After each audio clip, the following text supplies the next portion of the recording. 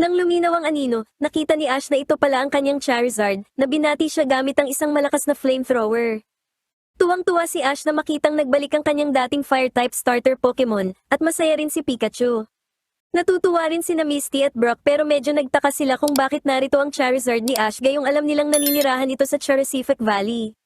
Bigla ring lumitaw si Liza habang nakasakay sa kanyang Charizard na si Charla, kaya binati siya ni Ash at Claire. Nagulat si Ash na magkakilala pala ang gym leader at si Liza. Sinubukan ni Brock na akitin si Liza, pero pinatigil siya ni Misty.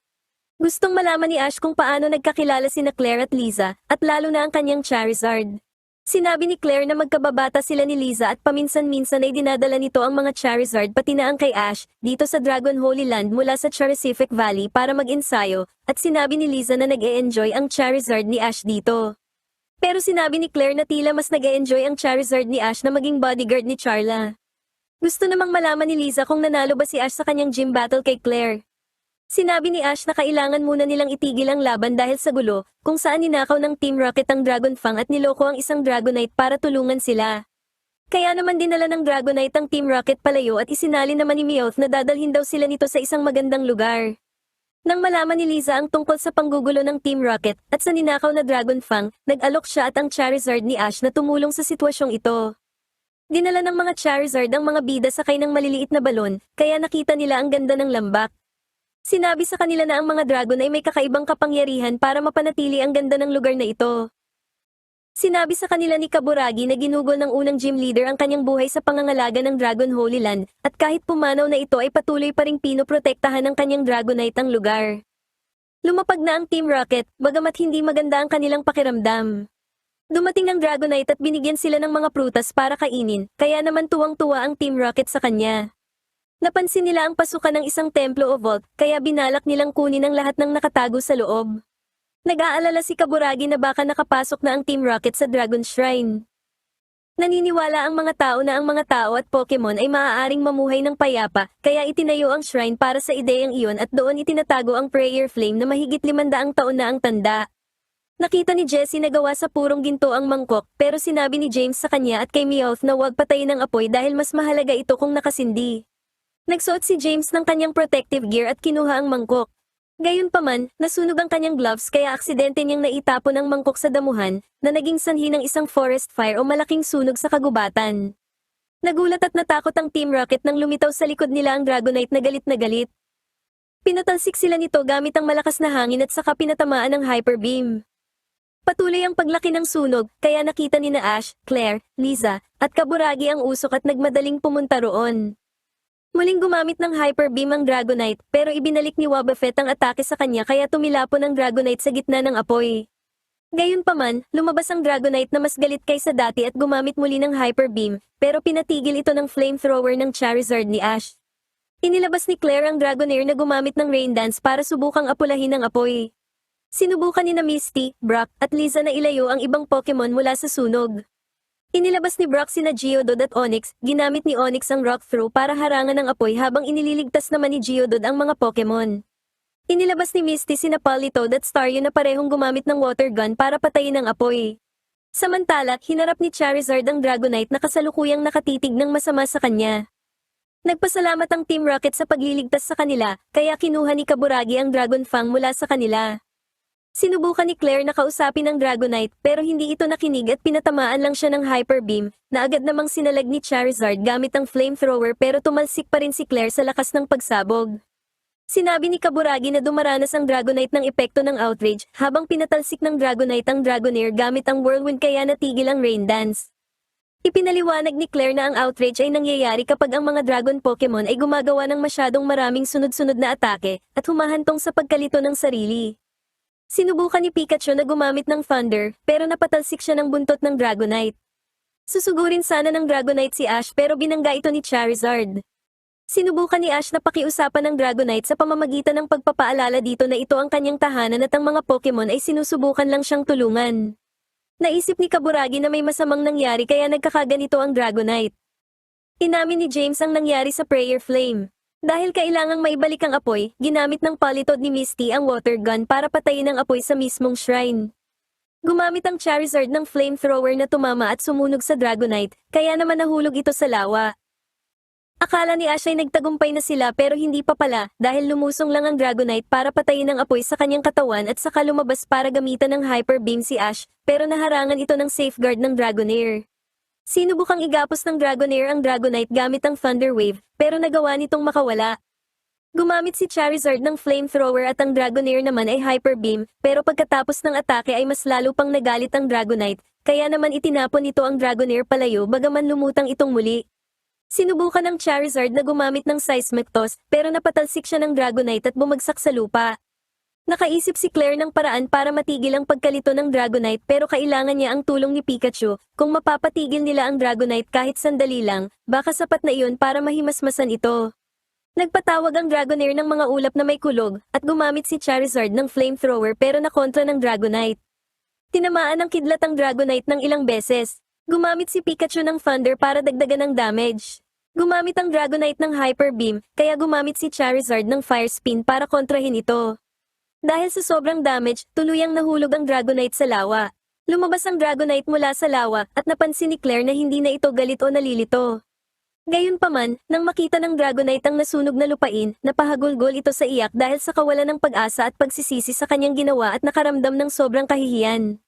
Sa kabila nito, sinubukan siyang i-comfort ng mga Pokemon sa lambak. Tinitigan ng masama ni na Misty at Kaburagi ang Team Rocket dahil sa kaguluhang idinulot nito at pinalayas sila agad. Gayunpaman, sinubukan pa rin ng Team Rocket na tumakas dala ang Dragon Fang kaya pinatalsik sila ni Pikachu palayo gamit ang Thunderbolt at nabawi ni Ash ang Dragon Fang. Pagkatapos nun, naibalik na ang Prayer Flame sa lalagyan nito. Humanga si Kaburagi sa pag-unlad ng pisikal at emosyon ng Dragonite, pero ayaw na niyang patagalin pa o i-dragon ang usapan. Iniwan tuloy siya ng lahat dahil boring ang kanyang biro. Nagpasalamat si Claire sa mga bida at nagtanong si Ash tungkol sa gym battle. Sinabi ni Claire na maaari na silang maglaban bukas pagkatapos nilang makapagpahinga. Ginamitan ni Charizard si Ash ng Flamethrower na ayon kay Liza ay isang good luck kiss. Gayunpaman, isang mailap na Wynaut ang nagtatago sa mga halaman at nakikinig sa usapan ni na Ash at ng kanyang grupo. Sinimulan na ni Ash ang kanyang rematch at huling laban kay Claire, at ang mga panuntunan ay pareho pa rin sa nakaraang laban. Alam ni Ash na ilalabas ni Claire ang kanyang Kingdra, kaya naman inilabas niya ang kanyang Snorlax na nakuha niya lang muli kahapon. Nagsimula si Snorlax sa Hyper Beam, pero sumablay ito dahil sa agility ng Kingdra. Gumamit ang Kingdra ng Swift pero hindi nasaktan si Snorlax na gumanti naman ng Body Slam. Inulit ng Kingdra ang kanyang agility at inatake si Snorlax pero hindi ito tinatablan ng kanyang mga atake. Gumamit ng Hydro Pump ang Kingdra na tumama kay Snorlax at sinundan pa ito ng Hyper Beam. Samantala, binigyan ni Liza si Charla ng makakain bago siya umalis para manood ng gym battle ni Ash.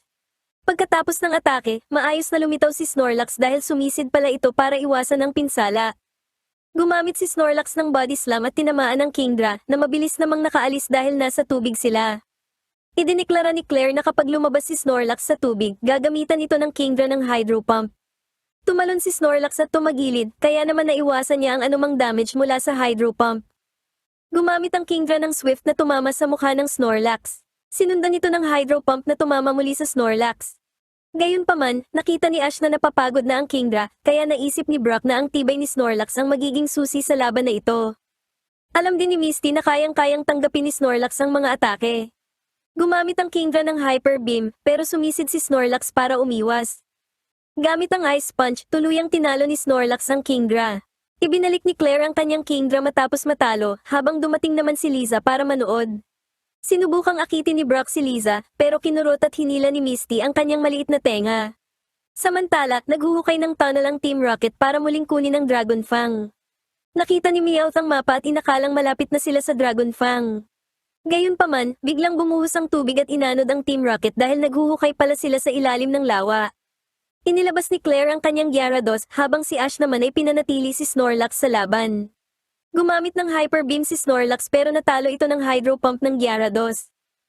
Susubukan sana ni Snorlax na gumamit muli ng Hyper Beam pero naubusan na ito ng lakas at tinamaan ng Dragon Breath na naging sanhi ng kanyang pagkaparalisa. Gamit ang isang Hyper Beam, tinalo ng Gyarados si Snorlax. Pinuri ni Claire ang kanyang Gyarados at sinabi kay Ash na tabla na ang kanilang score. Nakaamoy si Charla ng iba pang pagkain pero may isang Pokemon na kumuha nito kaya naman naguluhan siya. Tinawag ni Ash si Pikachu para harapin ang Gyarados. Nagsimula si Pikachu sa Quick Attack, iniwasan ng Hyper Beam at inatake ang Gyarados.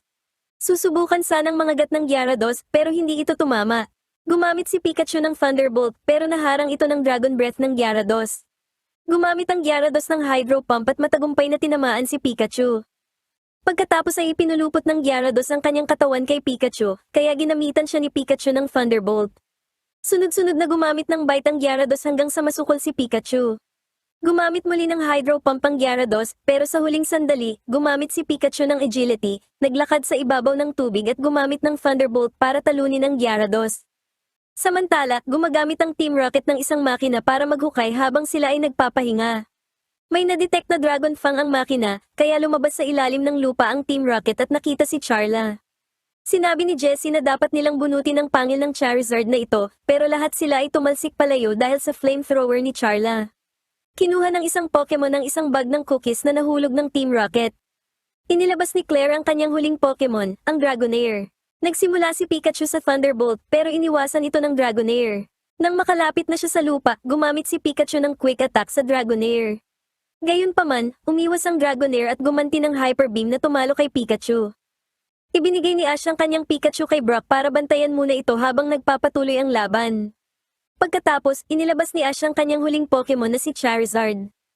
Para sa huling bahagi ng laban, binuksan ni Kaburagi ang bubong ng gym dahil ang laban ay gaganapin din sa himpapawid.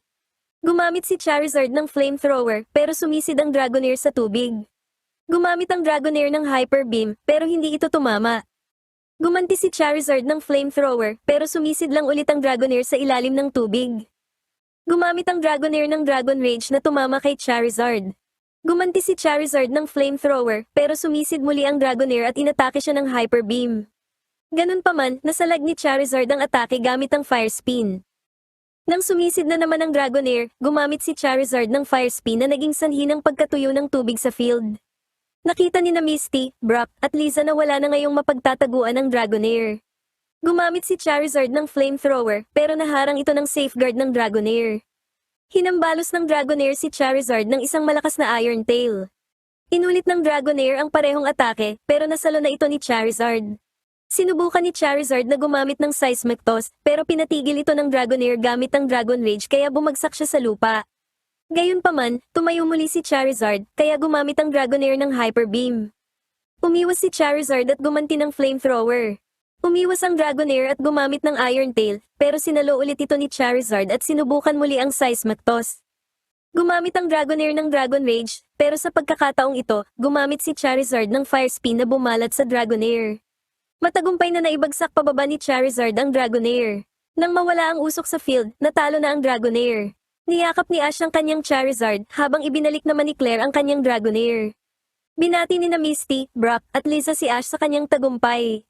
Pinuri ni na Claire at Kaburagi ang galing ni Ash sa pakikipaglaban at ibinigay na ni Claire kay Ash ang Rising Badge. Rising Badge! Tuwang-tuwa si Ash dahil nakumpleto na niya ang lahat ng 8 badges. Maya-maya, nagpasalamat na si Ash sa kanyang Charizard bago ito umalis kasama ni na Liza at Charla. Kumaway ang mga bida, si Claire, at ang matanda para magpaalam sa kanila.